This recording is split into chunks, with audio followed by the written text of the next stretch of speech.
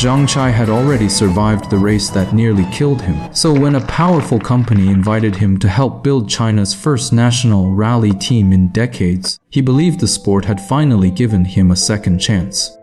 If our company actually finishes near the top this time, that would be the worst possible outcome. But the selection was never fair. The fastest drivers were secretly given weaker cars. The winners had been chosen before the engines even started, and Zhang Qi was not hired to lead the team. He was hired to make the result look legitimate and to take the blame when everything went wrong. They expected an aging champion to apologize and disappear. Instead, he spent everything he had, rebuilt a car with his closest friends, and entered the race as an outsider.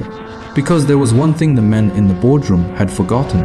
Not every race is decided in a boardroom.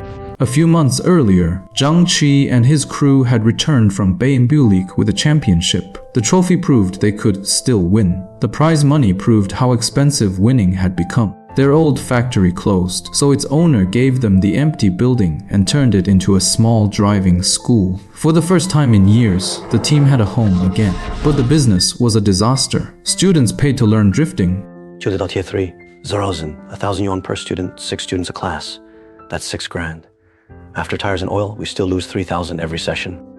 Then demanded to practice in the actual championship car. Tires, fuel, repairs, and engine wear cost more than the lessons earned. Zhang Chai refused to touch the money they had saved. That money represented the last chance to race again. So the former champion started recording wedding greetings and promotional videos on the subway just to cover daily expenses. He joked for the camera, but every racing advertisement still made him look twice. He told everyone he was finished competing. His eyes said otherwise.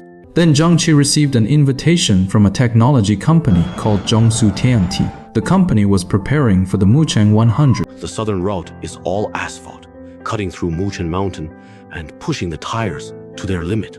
The northern route mixes asphalt and gravel, climbs a full 5-hour 80-meter pass, and sets a new record for the world's highest altitude race. A brand new course selected by the Beimbulik organizers. A brand new rally format built specifically for this race. Each country may send only one elite team. Or your team must have already won at Beimbulik. To be eligible to enter. Together, the two roads cover every kind of terrain. 100 kilometers. Enough to destroy even the toughest tires and the strongest race cars. In the end, they meet in the desert beneath Mucheng Mountain. Race to the finish. The final 8.2 kilometers. Pushing the engine and aerodynamics to their absolute limit. A new international rally that would send one team from each country across asphalt, gravel, mountains, and desert. China had not formed a true national rally team in decades. Now the company wanted Zhang Chai to help create one. Its engineers showed him an advanced race car equipped with driver assistance technology, hybrid power, and enough data to predict roads the driver could barely see. To Zhang Qi, it looked like the future of Chinese racing.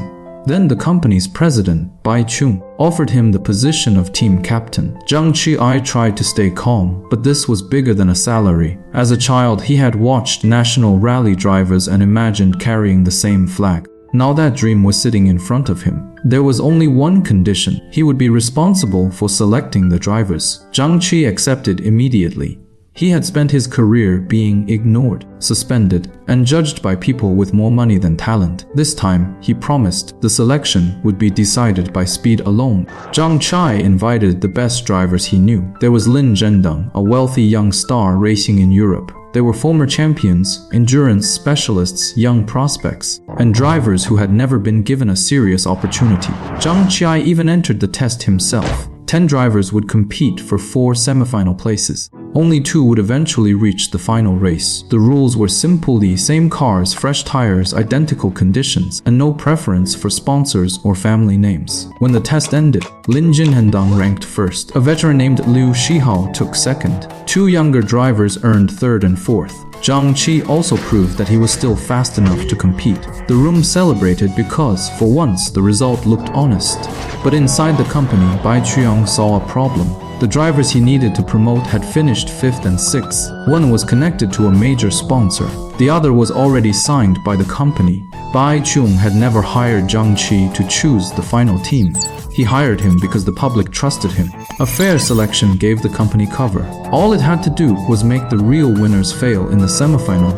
before the semifinal technicians secretly limited the power of all 4 selected cars. The drivers knew nothing. Lin Zhendong was the first to notice. His turbo pressure dropped. The handling became unstable, and the foreign technical crew refused to give Zhang Qi access to the data. Lin pushed harder anyway. His turbo exploded and the car left the road. The second driver suffered the same failure. Then Zhang Qi's young student tried to recover the lost points. His car also failed, sending him into a barrier and breaking his leg. By the time Zhang Qi reached the starting line, 3 cars had already been destroyed. He still believed he could rescue the team. His own turbo failed almost immediately. China finished with 0 points. The crowd did not know the engines had been manipulated. They only saw a captain who had promised fairness and delivered humiliation. Fans surrounded the team, threw cans, screamed for refunds, and eventually overturned their vehicle. Zhang Qi accepted every insult. He believed the failure was his responsibility. That was exactly what Bai Chung had planned. The company removed him, blamed the foreign technicians, and prepared to replace the injured drivers with the sponsors' choices.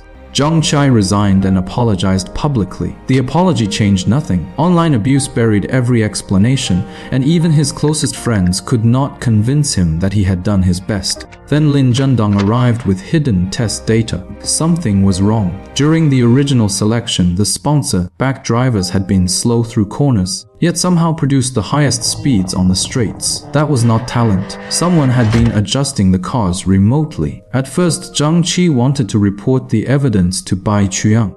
Then manager Ye arrived. He had once managed a major racing team and understood the business better than any of them. He studied the numbers, followed the sponsorship trail, and explained the truth. The company had already promised the final seats to 2 chosen drivers. Zhang Qi's selection existed only to make that decision look fair. The semi-final failures were not an accident. They were a controlled defeat. Zhang Qi confronted Bai Chuyang and asked the only question that mattered. Why choose him? Bai Chuyang did not need to answer. Zhang Qi finally understood. A respected champion made the selection believable. A struggling champion made the perfect scapegoat. Bai Chung walked away believing the conversation was over. For Zhang Qi, it was the beginning. He uncovered the old Baimbuli car, placed his entire savings on the table, and announced that he would enter the Mucheng 100 independently. Seng Yuqing and Jixing did not hesitate. Manager Yue joined them too, becoming perhaps the first team manager in racing history to pay for the privilege of managing the team. They had no corporate wind tunnel, no imported engineering department, and no unlimited budget. What they had was years of experience with one another. Jixing designed new parts. Yu Qiang rebuilt the navigation system. Ye studied the regulations for every possible advantage. Zhang Chui tested components until the old car could barely survive another run. The company tried to stop them by changing a safety test at the last moment. Instead of rolling the car down a slope, officials launched it into the air. The machine that had carried them through their greatest victory was destroyed. For a moment, the entire team stood in the rain, looking at the wreckage like they had lost a friend. Then they salvaged what remained. The engine, the control system, the knowledge inside their hands. They could not restore the old body, so they built a new one around its heart.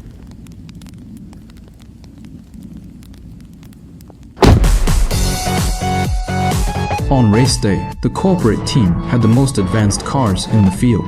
Zhang Chai started near the back in a machine, held together by limited money and stubborn belief. The course split into 2 routes. The southern route was mostly asphalt. The northern route began on asphalt but ended with 70 kilometers of gravel. Every rival expected Zhang Qi to choose the south because he had fitted 4 asphalt tires. Instead, he used his only power boost at the start, charged through the field, and took the northern route. It looked suicidal, but Zhang Chai had calculated one narrow opportunity. Asphalt tires would make him much faster during the first 30 kilometers. If he created a large enough lead, he and Yu Qiang could stop and change the front tires before the gravel section. The plan required a near-perfect tire change. It also required weather no computer could guarantee. Rain arrived and cooled the overheating tires. For the first time that day, luck gave Zhang Qi something back. He reached the service point with only seconds to spare. There was no pit crew. The driver and navigator jumped out and changed the tires themselves. when Yuqiang's safety belt jammed. Zhang Qi waited. He could have saved several seconds by moving early. He chose his teammate instead. That decision almost cost them the lead. It also explained why these men trusted one another more than any machine.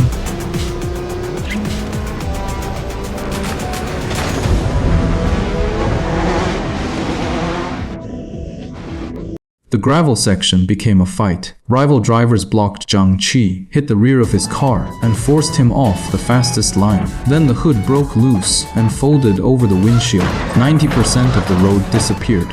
Stopping to remove it would end the race. So Zhang Qi kept driving through a narrow gap beneath the metal while Yuqiang called every turn from the road book. The car became slower, dust filled the radiator. The damaged hood pulled against the air like a parachute. Still, they continued. At a series of jumps, Zhang Qi used the landing forces to tear the hood completely away. The road opened in front of him again. Later, heavy fog swallowed the course. The company's advanced assistance system could not function there. Zhang Qi did not need it. Yuqiang raided the road. Zhang Qi built the road inside his mind. Their timing was so precise that the officials listening to the radio said it no longer sounded like navigation. It sounded like a love letter written at racing speed. He's not following pace notes anymore. He's writing a love letter! The two routes merged near the finish. Lin Zhendong arrived from the southern route in one of the company cars. He had every reason to protect his own result. Instead, he chose to help Zhang Qi. Lin moved in front and used his slipstream to pull the slower car forward. He claimed he did not have enough fuel to finish. In reality, he was repaying a debt. His family's influence had once helped distort the same idea of fairness Zhang Qi was now fighting to restore. Zhang Qi could have stayed behind and saved energy. Instead, he pushed Lin's car toward the finish. Neither man was willing to abandon the other. When a rival attempted another collision, Lin sacrificed his own position to block the attack. Before leaving the road, he gave Zhang Qi 2 words: good luck. Now Zhang Qi had one final straight. The long 6th gear his mechanic had chosen was painfully slow to build speed. But once it arrived, it carried the highest top speed on the course. The corporate president called over the radio and asked him to think about the bigger picture. Everything Zhang Qi wanted, he said, could be discussed in a meeting. Zhang Qi finally answered him. Not every race is decided in a boardroom. Mr. Bai, not every race is won in the boardroom. 3 cars entered the final straight together. Zhang Qi pressed the accelerator to the floor. The steering became heavier. The right rear suspension broke. Then the tire exploded. The car began moving sideways, forcing Zhang Qi to hold the wheel with both hands while Yuqiang manually redistributed power. The warning system screamed. The engine overheated. Fuel pressure began to fall. There was nothing left for the people in the control room to adjust. No algorithm could finish this section. No executive could change the result from a laptop. It came down to a damaged machine, 2 exhausted men, and everything they had learned over a lifetime. The cars crossed the line so close together that the timing system could not immediately determine the winner. But Zhang Qi and Yuqiang did not wait for the result. They climbed out, embraced, and looked back at the car that had lost a hood, a suspension, and almost a wheel. Zhang Qi placed a hand on it and said they had won. He was not talking about the official ranking. The company had wanted him to disappear under the weight of a manufactured failure. Instead, he finished on his own terms. The people who rigged the selection believed racing was a problem of resources. Choose the drivers, control the machines, manage the public response, then decide the winner before the race begins. But Zhang Qi's team possessed something that could not be entered into a spreadsheet. Thousands of tire changes practiced when no one was watching. A navigator who could turn words into a road inside another man's mind. A mechanic who understood every vibration of a car he had rebuilt by hand. A former rival willing to spend his own money to expose the truth. And a driver who had lost his reputation, his team, and almost his life, but had not lost the reason he raced. The final result mattered, but it was not the only victory. Zhang Qi proved that fairness does not survive because powerful people promise it. It survives because someone is willing to risk everything when the promise is broken. The company built the fastest car. Zhang Qi built a team. And when the race finally left the boardroom, the team was the one thing they could not control.